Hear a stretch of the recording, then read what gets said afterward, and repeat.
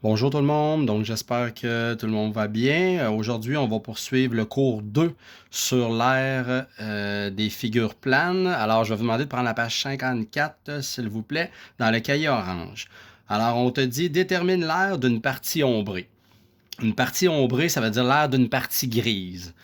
On te dit écris les formules d'air pour chacune des figures et détermine l'aire de la partie ombrée suivante. Alors, une première façon de faire, ça serait lorsqu'on a le quadrillé comme ceci, on pourrait simplement calculer les carrés, un peu comme tu faisais au primaire, les carrés ombrés. Donc, si on les calculait au complet, tous les carrés ombrés gris, là, on arriverait à 66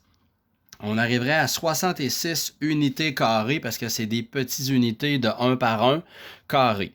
Mais là, une façon qu'on va vous demander de faire, parce que ça ne sera pas toujours évident de calculer les petits carrés, alors on va vous demander de procéder de la façon suivante. Tout d'abord, on va calculer l'aire de la plus grande surface possible. Dans ce cas-ci, c'est l'aire du grand rectangle. Alors, l'aire du grand rectangle total. Et après ça, on va soustraire, on va enlever l'aire de la partie blanche. Donc, ça va être la façon de procéder. Donc, l'aire de la plus grande surface, excusez mon écriture, moins la partie blanche. Donc, si vous regardez ici, le plus grand carré total, c'est un carré gris. OK? Donc là, je vais écrire l'aire d'un rectangle. Excusez-moi, j'ai dit un carré, mais je vais dire l'aire du rectangle. Bien, l'aire du rectangle, la formule, on se rappelle, c'est B fois H. Et là, pour savoir la longueur de la base, de la section grise ici, là, donc de là jusqu'à là, je calcule le nombre de petits carrés. Je vais dire 1, 2, 3, 4, 5, 6, 7, 8, 9, 10. Alors la base a une longueur de 10 unités. La hauteur maintenant a 1, 2, 3, 4, 5, 6, 7, 8. Alors la hauteur a 8 unités de haut.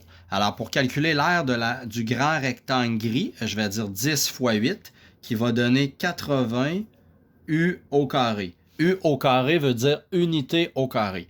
Et là, par la suite, donc ça, c'est l'aire de mon grand rectangle. Et là, après, je dois soustraire les parties blanches. Les parties blanches, c'est comme si c'était un trou. Imaginons que, je sais pas, moi, c'est une surface, on veut mettre du gazon sur ta cour arrière. Et tout ça, le rectangle gris, c'est ta cour arrière. Mais ça pourrait être, mettons, une balançoire. Et ça pourrait être un trottoir de béton. Donc, évidemment, on ne mettra pas du gazon par-dessus la balançoire et par-dessus le trottoir. Donc, c'est là que ça nous amène à faire une soustraction parce que cette superficie-là, on ne devra pas la recouvrir avec du gazon, par exemple. Alors, c'est un petit peu ça, l'idée derrière ça. Donc, deuxième étape, qu'est-ce que je vais faire? Je vais calculer l'aire du rectangle blanc ici. L'aire du rectangle blanc, encore une fois, c'est B fois H. Et là, la base du petit rectangle blanc a 1, 2, 3, 4 unités, la base, la longueur, et je multiplie par la hauteur, que c'est 2 unités de haut. Donc, par la technique de la multiplication, je fais 4 fois 2, ce qui va donner 8 unités carrées. Et finalement, je calcule l'aire de ce dernier rectangle-là. Dans mon exemple, tantôt, je disais que c'était comme un trottoir de béton, puis ça, c'était une balançoire. Donc, la balançoire a comme 8 unités carrées, si on veut. Puis ça, le trottoir de béton aurait, alors je suis rendu à ma troisième étape. On numérote les étapes pour plus de facilité là, dans la démarche. Alors, l'aire de mon trottoir de béton, ici, serait de, c'est base fois hauteur toujours. Je m'excuse l'écriture, là. Le petit cahier spirale ici me fait mal écrire. Et là, donc, la base, c'est quoi la base? La longueur de la base blanche, c'est 1, 2, 3, 4, 5, 6. 6 multiplié par la hauteur. La hauteur, c'est 1 de haut. Alors évidemment, 6 fois 1, ça fait 6 unités carrées. Et finalement, vous allez voir que je vais obtenir le même résultat de 66 unités carrées, comme si j'avais calculé toutes les carrés gris. Alors là, l'aire de la partie ombrée. Alors la partie grise, on appelle ça l'aire de la partie ombrée. O-M-B-R-E, accent aigu E. Alors la façon de faire, c'est simplement, tu fais l'aire de la plus grande superficie, qui était de 80. Et là, tu enlèves les parties blanches, qui est moins 6 unités, moins 8 unités. Alors, on calcule avec la calculatrice 80 moins 6 moins 8, ce qui nous donne bien 66 unités carrées. Alors, l'aire de la partie grise ici, ombrée que l'on appelle, était de 66 unités carrées. Évidemment, vous allez me dire que c'est beaucoup plus long de procéder de cette façon-là. Vous avez raison. Alors, quand c'est possible, tu peux calculer le nombre de petits carrés comme tu faisais là, en 4e, 5e année, 6e année du primaire. Mais par contre, à quelques reprises, on n'aura pas le choix parce qu'on va avoir des fractions de carrés. Alors, on n'aura pas le choix de procéder de cette façon-là. Alors, c'est la raison pour laquelle je vous montre cette technique-là qui peut être un petit peu plus long, mais il y a des fois qu'on n'a pas le choix d'utiliser cette méthode-là. Puis quand c'est un truc comme en bas ici, la lettre B, vous voyez que là, il n'y a pas de petit quadrillé. Alors là, la question est la même. C'est de déterminer l'aire de la partie grise, c'est-à-dire l'aire de la partie ombragée. C'est comme si c'était mon terrain arrière qui avait cette forme-là. Et évidemment, la section ici, qui est le parallélogramme, c'est comme si c'était une piscine creusée, supposons. Alors évidemment, encore une fois, je vais mettre du gazon partout sur la superficie grise, mais je ne mettrai pas du gazon dans ma piscine, évidemment. Alors quand je veux appeler le marchand de gazon, bien, pour savoir la superficie, je vais devoir faire l'aire de la grande surface, moins la partie blanche, et ça va me donner l'aire de la superficie grise. Alors, c'est ce que je vais faire à l'instant. Alors, je vais dire que la première étape, ça va être l'aire de mon grand rectangle.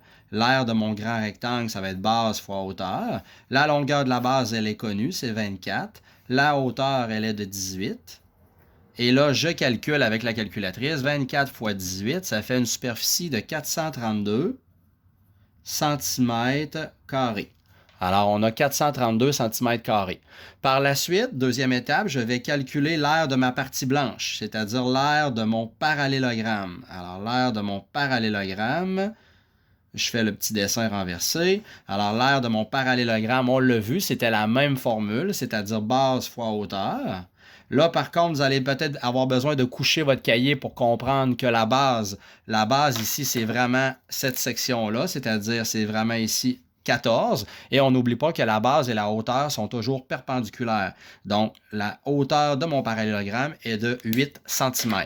Alors, je vais remplacer le mot base par 14, la hauteur par 8, et je vais pitonner. Je vais faire 14 fois 8. Ça va me donner 112 cm². Et là, je répète, j'étais à la recherche de la partie grise, c'est-à-dire l'aire de la partie ombrée. Donc, je vais faire l'aire de la partie ombrée sera donc, par soustraction, l'aire de la grande surface moins la partie blanche, c'est-à-dire 432 moins 112 cm². Alors, on calcule ça avec la calculatrice, ce qui donne 320 cm². Alors, l'aire de la superficie grise ici est de 320 cm². Alors, c'est la façon de procéder avec ce type de problème et ça va arriver plusieurs fois que vous allez être questionné sur ce sujet-là. Alors, j'espère que c'est bien compris. Merci.